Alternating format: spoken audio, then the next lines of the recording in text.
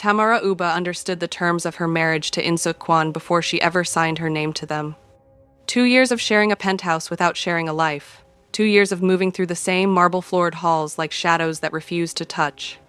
2 years of sitting across from him at a dinner table so long it might as well have been a different country, his jaw set, his eyes elsewhere, his silence, a wall she had long since stopped trying to climb. So she stopped trying. She stopped waiting for him to notice the way she dressed for dinners he never attended.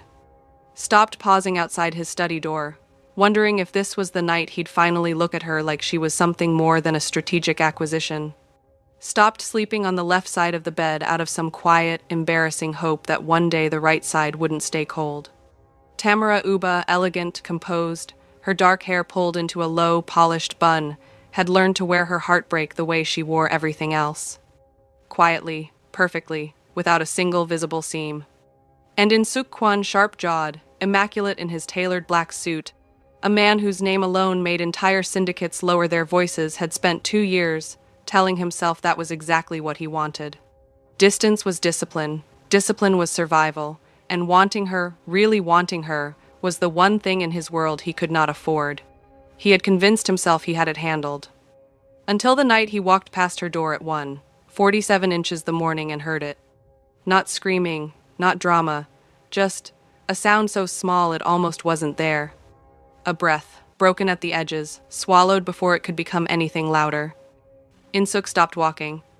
His hand, the same hand that had signed death warrants without flinching, that had negotiated in rooms where the wrong word meant a body in the harbor, pressed flat against her door. And for the first time in 15 years of ruling through fear and ice and perfect control, he didn't know what to do with his own chest. She wasn't crying for attention. There was no performance in it. The woman on the other side of that door had her arms wrapped around herself. He somehow knew this without seeing it, holding herself together in the dark, alone. In a marriage where the man she was bound to had made his indifference so absolute she'd stopped expecting even a fragment of warmth. She wasn't crying because of him. That was what shattered something behind his ribs. She was crying because she had accepted it. Accepted him, this version of him, as permanent, as the whole story, as all she would ever get. And Insuk Kwan, who had never in his life been afraid of anything, felt the specific, suffocating terror of a man who has just realized he has been slowly, methodically destroying the only thing that ever mattered, not through cruelty, but through absence. 2 years of silence, one sound that changed everything. But the real question isn't what he does next, it's whether she'll still be willing to listen. If you need to know what happens when the most dangerous man in Korea has to face the one person his power can't fix, follow for Chapter 1, because this story is just getting started. 2 years. That was how long Insuk had managed it. 2 years of perfect, practiced indifference, and then one sound, barely louder than a breath, had reduced all of it to rubble. He didn't sleep that night. He stood outside her door for 4 minutes and 37 seconds, he knew, because he counted. Because counting was the only thing that kept his hand from turning the handle, and then he walked to his study, poured 2 fingers of whiskey he didn't drink, and sat in the dark until morning arrived, gray and indifferent through the floor-to-ceiling windows. By the time Tamara appeared in the kitchen at 7, hair pinned back, dark-fitted dress already pressed to perfection, there was nothing on her face, not a trace. She moved through the morning like a woman who had already buried whatever broke in her the night before, had folded it neatly, tucked it somewhere he wasn't meant to find, and sealed the whole thing shut. She didn't look at him. He didn't speak. She poured her coffee, gathered her things, and left.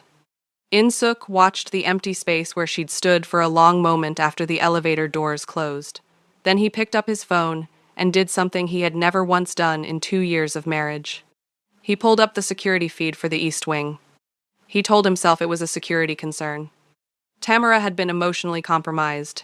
His words clinical, contained, and in his world, emotional compromise created vulnerabilities. He needed to assess her state, monitor the situation. It was the rational response of a man responsible for an empire that couldn't afford weak points. He almost believed it.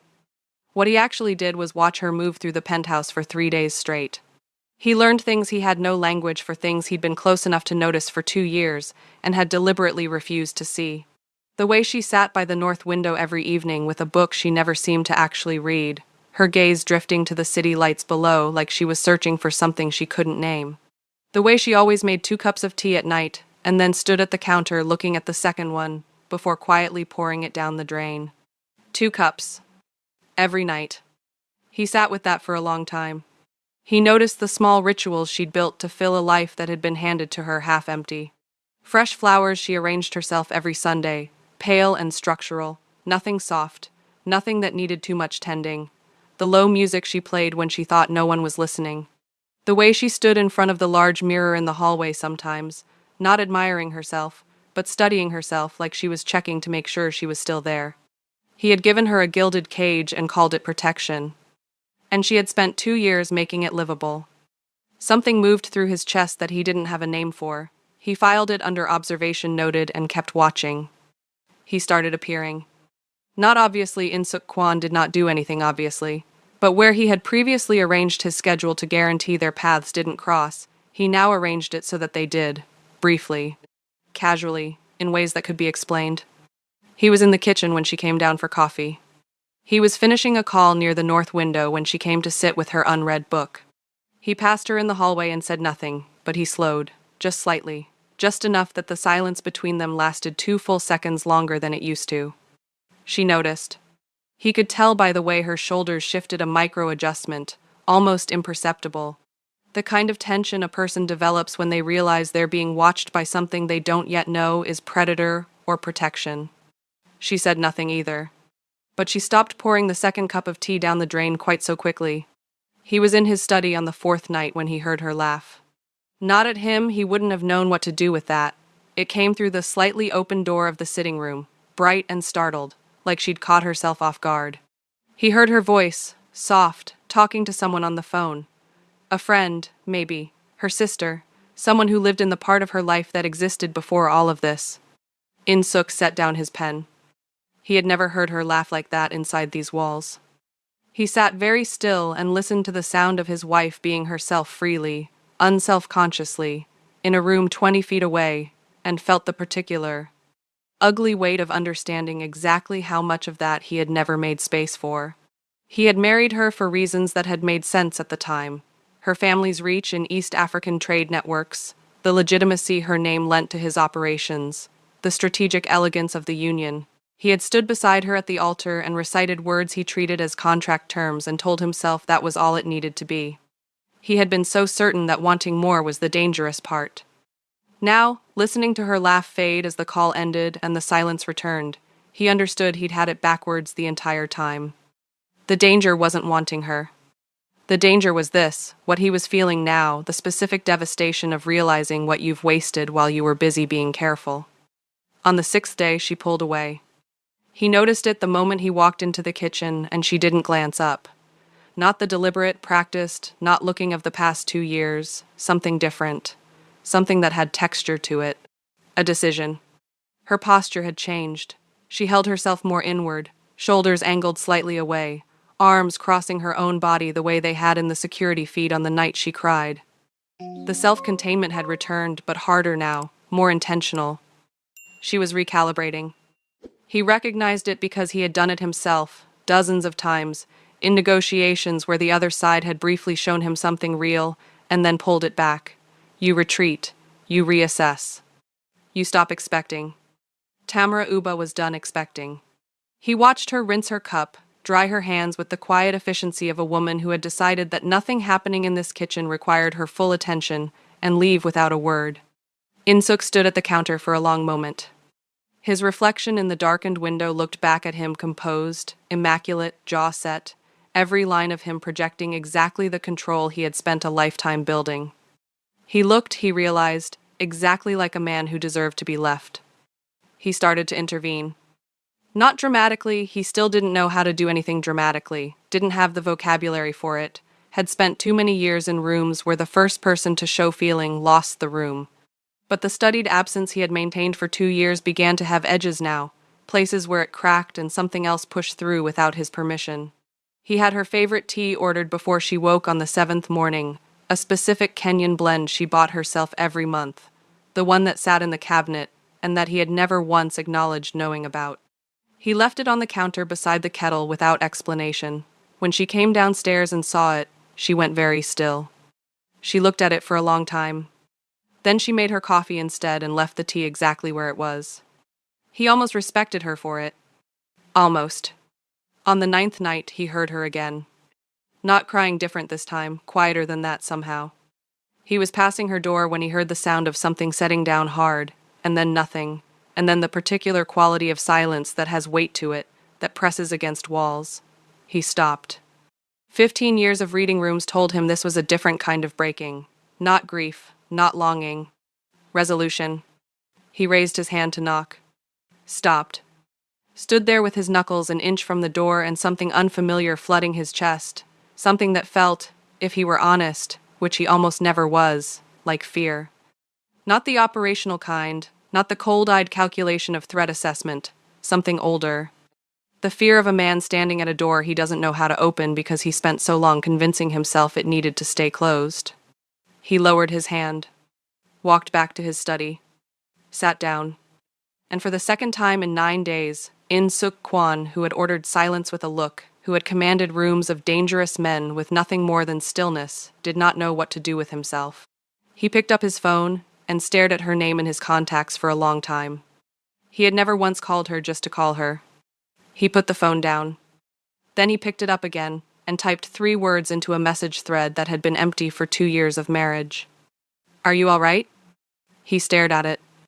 Deleted it. Typed it again. Left it sitting there, unsent, while the city spread itself out 20 floors below him, indifferent and glittering, and somewhere in the East Wing his wife made whatever decision she was making in the dark. He pressed send at 2:14 inches the morning. The message showed as read 11 seconds later. She didn't reply. And somehow, that silence chosen, deliberate, entirely hers, hit him harder than anything that had come before it. He saw it in her eyes the next morning.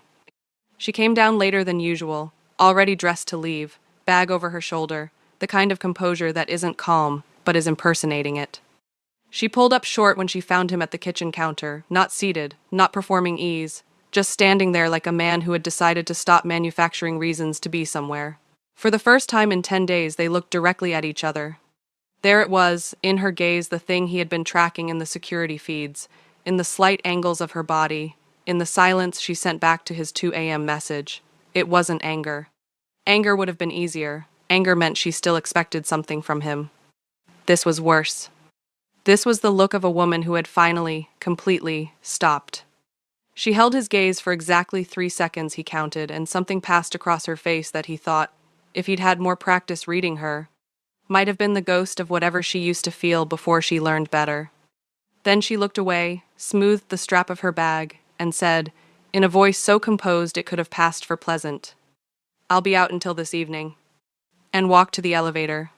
He stood in the kitchen and listened to the doors close behind her and understood, with the particular clarity that arrives too late in most men's lives, that he had maybe run out of mornings like this one. That the woman in the elevator was not waiting for him anymore. And that the choice in front of him, the one he'd been circling for 10 days with the careful non-commitment of a man who had never once let anything matter too much, had just developed an expiration date. Like what you've read so far? Follow for Chapter 6, because the moment In-suk finally stops circling and steps through that door is the moment everything changes. He stepped through that door on a Tuesday. Not metaphorically, literally. He walked to the East Wing at 11 in the evening, raised his hand, and knocked.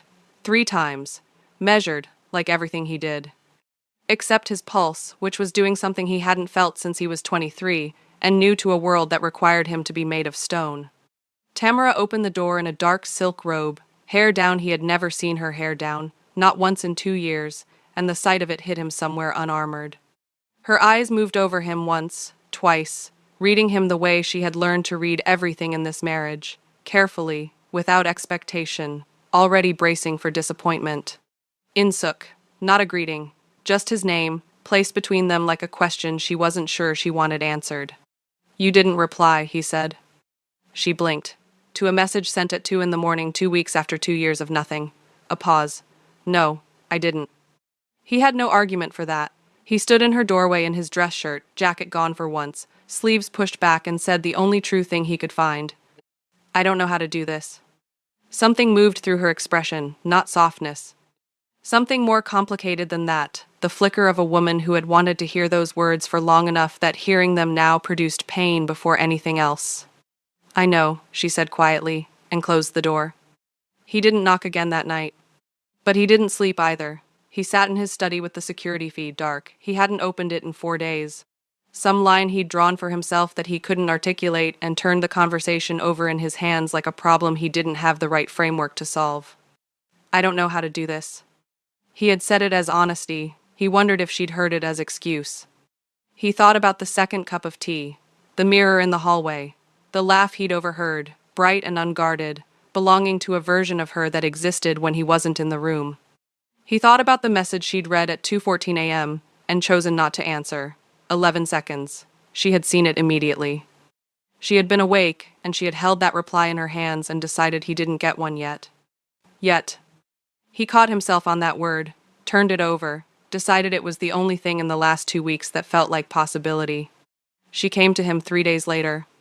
He didn't expect it, had half prepared himself for the long architecture of earning back what he'd carelessly unmade, for weeks of careful proximity and unreturned gestures. But Tamara Uba had never done anything on his timeline, and she didn't start now. He was at his desk at mid-morning when she appeared in the study doorway, still in her day clothes, arms not crossed this time, hands loose at her sides, which he'd learned by now meant she had decided something and was standing inside that decision. "You want to say something?" he said, not a question. "I've been saying things for 2 years." Her voice was even. "You just weren't listening." He didn't argue. He pushed back from the desk slightly and waited, giving her the room.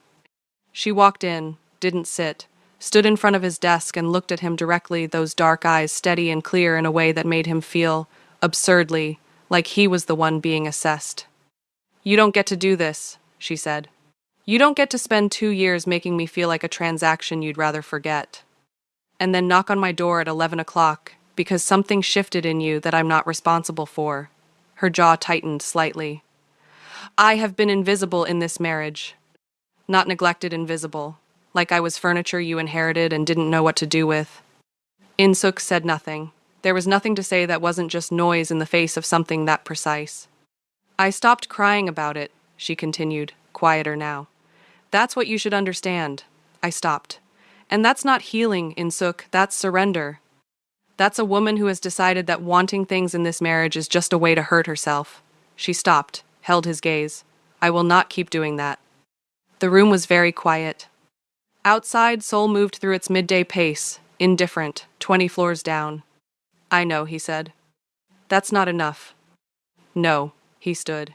Not to close distance just because sitting felt wrong for this. Felt like the wrong posture for the only honest conversation he'd had in years. "It isn't." She watched him come around the desk and stop, keeping space between them, enough space that she could breathe, could leave, could decide.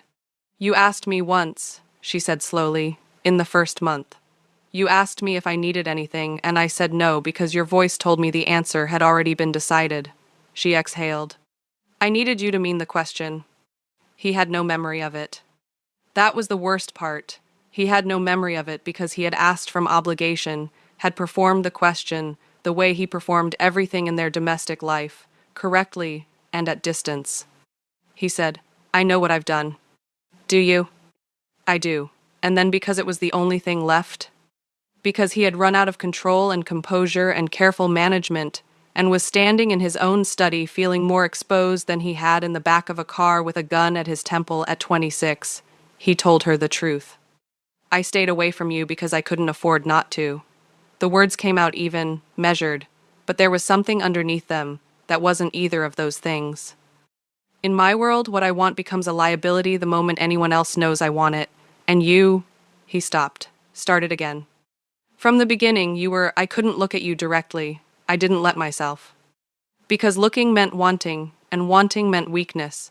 And weakness in my world means someone you care about ends up used against you." Tamara was very still. "So I built a wall," he said, "and I told myself it was protection." "For who?" she asked softly. The question landed exactly where it was aimed.